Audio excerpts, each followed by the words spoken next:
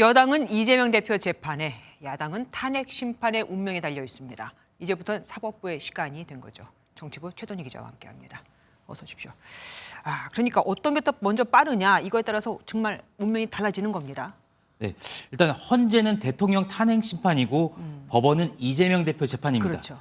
우선 탄핵 심판은 180일 이내, 이재명 대표 선거법 재판은 이른바 633 법칙이 적용되면 3심까지 해서 5월 정도입니다. 시기상으로는 이재명 대표 재판이 빠르게 보이는데요. 네.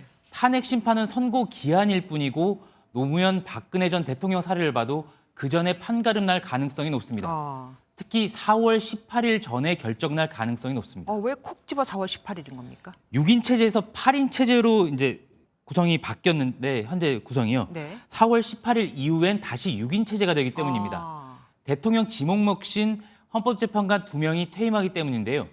재판관 임명을 두고 헌정사상 처음으로 총리가 탄핵되는 등 논란이 많았던 만큼 추가 임명이 쉽지 않습니다. 네. 그래서 그 전에 헌재가 결정을 낼 거란 전망이 많습니다. 그러면 이재명 대표 재판보다 탄핵 심판이 더 빨라지겠네요. 그래서 현재로서는 그렇게 보이고 그래서 또 국민의힘이 급해진 겁니다. 오늘 권성동 원내대표가 이재명 대표 재판 항소심 선고는 다음 달 15일 전에 나와야 한다고 날짜를 아예 못 박은 것과도 무관치 않습니다. 항소심 3개월 규정인 때문인데요. 강제 규정은 아니고 무엇보다 항소심이 이달 23일 시작되고 설 연휴, 법원 인사 등을 고려하면 그전엔 어렵다는 전망이 많습니다.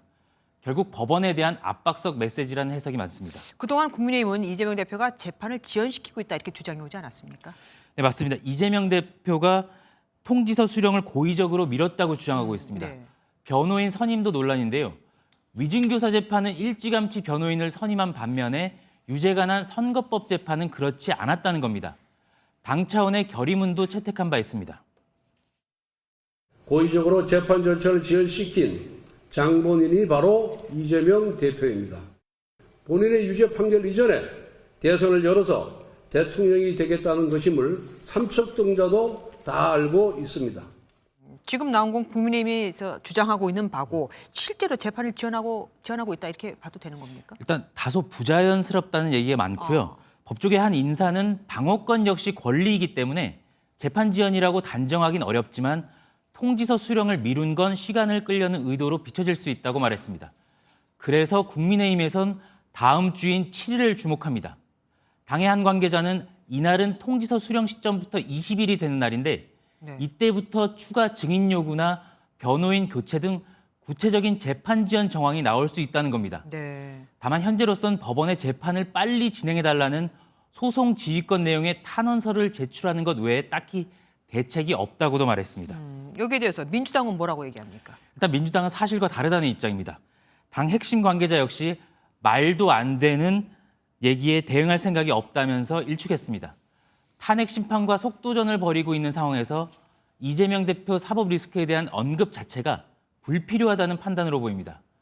대신 비상계엄과 내란에 대한 비판 여론을 확산하면서 헌재의 신속한 탄핵 심리를 부각하는 전략입니다.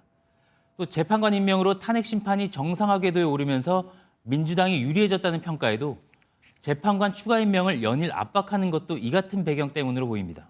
지금까지 최동희 기자와 함께했습니다. 고맙습니다.